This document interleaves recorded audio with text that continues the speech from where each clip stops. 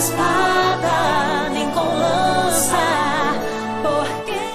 Graça e paz do Senhor Jesus a todos. Obrigado por todos que estão entrando novamente aqui no meu canal para ouvir esses capítulos que vão a cada dia ficando mais tensos, mais intensos, eu diria, porque o livro de 2 Samuel realmente é cheio de acontecimentos que nos chocam. Se você já deixou seu like, eu te agradeço. Você sabe que isso é muito importante para o canal. Se você é novo, como eu sempre peço, aciona o sininho das notificações para você receber todos os dias um novo capítulo. Esse capítulo 16 de 2 Samuel 16, é um capítulo cheio de traições, de mentiras, de enganos, de humilhações para o Davi, de traições.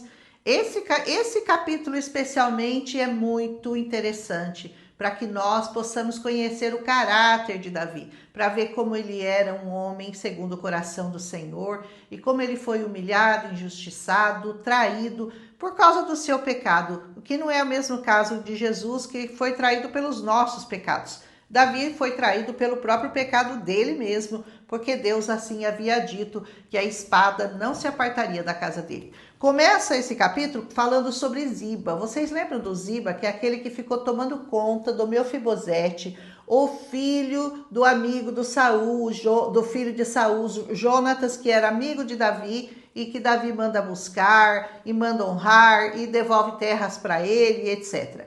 Esse Ziba era uma pessoa muito astuta. E o que ele pensa? Bom, eu vou falar para o rei, já acreditando que Davi voltaria ao seu reinado, e Davi naquele momento estava fugindo, porque Absalão tinha tomado o seu reino.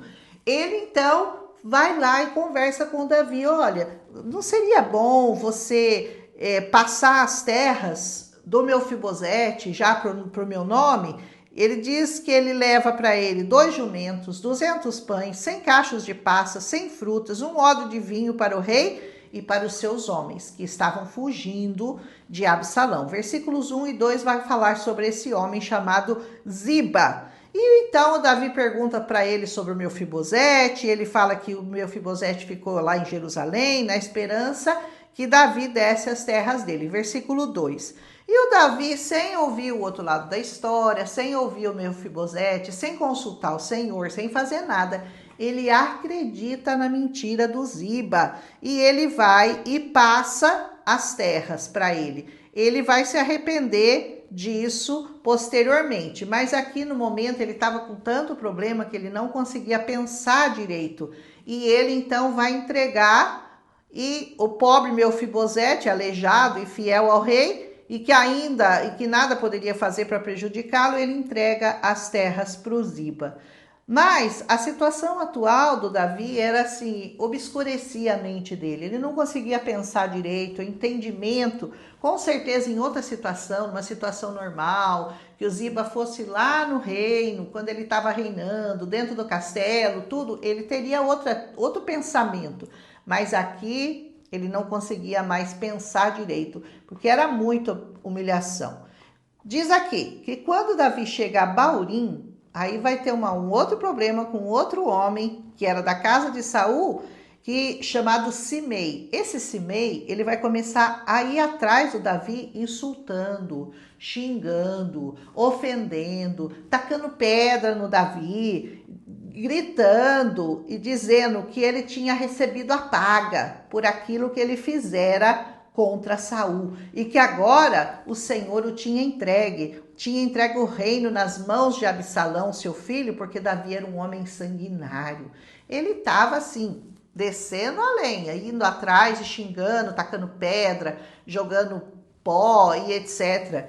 E Abissai, o filho de Zerua, diz para o rei Davi que eu vou matar esse cara, eu vou matar. E aí ele diz assim, não, se o próprio Deus me amaldiçoou, e até o meu filho que saiu das minhas entranhas está me traindo, é porque realmente ele merecia aquele xingamento. Então, ele diz, deixa ele me amaldiçoar, porque o Senhor já me amaldiçoou, eu realmente mereço isso que está acontecendo. Porque Davi tinha consciência do pecado, que o Senhor já havia mandado o profeta Natã contar para ele que tinha feito, né? Isso aí está no versículos 9, 10 e 11. E novamente ele mostra sua confiança no Senhor, dizendo que se ele quisesse, se o Senhor quisesse, poderia olhar para a miséria dele e pagar com bem aquela maldição que estava sendo infligida a ele. Versículos 12 fala isso. Davi então passa por toda aquela humilhação, por xingo, por pedrada, por ofensa, mas não ousava reclamar do grande Deus de Israel.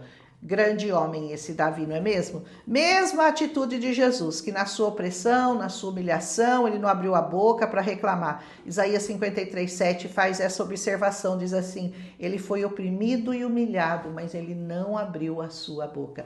E isso sem merecer, porque o Davi aqui no caso tinha alguma culpa de um pecado realmente que ele mesmo atraído para si mesmo. Prosseguiram seu caminho em meio ao pó, às pedras, aos xingamentos do Simei. Davi vai se vingar desse Simei no final da vida dele. Até que cansados chegaram a um lugar onde puderam descansar e se refrescar. Versículos 13 e 14 fala isso. Absalão tinha ficado em Jerusalém e com ele Aitofel e Uzai. Uzai, você lembra que é aquele amigo fiel do Davi, mas que o Davi mandou voltar lá para Jerusalém e se fazer de amigo do Absalão para poder contar tudo o que estava acontecendo lá no reino? Pois é esse Uzai aí que o Absalão fala para ele: você deveria estar do lado do seu amigo Davi, mas ele diz assim: eu vou ficar do lado de quem for o rei. Versículo 18. Era uma mentira, tá? Absalão acredita que verdadeiramente, então, ele estava do lado dele mesmo e que ele tinha sido infiel ao Davi. Na verdade, ele amava Davi. Presta atenção nisso. Então, essa estratégia estava ali como um espião, ele estava ali como um espião de Deus. E ele não se deixava levar pela voz da multidão que pendia para o lado do Absalão, que era o lado da maioria. Então, a gente tem que estar sempre fiel daquele lado sincero, do lado do Senhor, daquele que teme e verdadeiramente ama ao Senhor. Se ouvirmos a multidão, você já sabe o que vai acontecer. Você vai gritar: crucifica-o, e vai liberar o ladrão, ao invés de estar do lado da pessoa certa, que no caso seria o Senhor Jesus. Absalão pede conselho para o Aitofel, e aqui vai acontecer uma coisa terrível. Ele pede um conselho para o Aitofel sobre o que ele deveria fazer. E o Aitofel dá uma sugestão para ele, terrível, vergonhosa, vexatória, dele se deitar com todas as concubinas de Davi na frente de todo mundo. Versículos 21 e 22. E ele fez. Ele estende uma tenda lá no terraço, você vai lembrar desse terraço, e ele faz isso com todas, ele envergonha Davi com todas as suas concubinas e ele vai possuindo uma por uma. Quem ouve um conselho como esse, dado por Aitofel, consegue perceber que ele realmente desejava um rompimento completo entre Davi e seu filho. Por quê? Caso este retomasse o reino, certamente depois de um ato desse não haveria mais como se reconciliar. Não haveria a menor possibilidade das coisas voltarem para o seu lugar. O lugar escolhido para Absalão, como eu falei, para possuir as concubinas do pai, foi o mesmo eirado, ou seja, o topo da casa, exatamente o lugar onde Davi avistou Batseba se banhando pela primeira vez. O que Davi fez em oculto, Absalão fez em público, conforme o Senhor havia declarado que aconteceria. Pela lei de Moisés, esse pecado de se deitar com as mulheres do seu pai era punido com morte. E é o que vai acontecer depois. O Aitofel, que já havia sido um conselheiro de Davi, cometia agora um erro abominável, lançando mão de recursos totalmente reprováveis pelo Senhor para atingir seus objetivos. Esse Aitofel não era gente, né?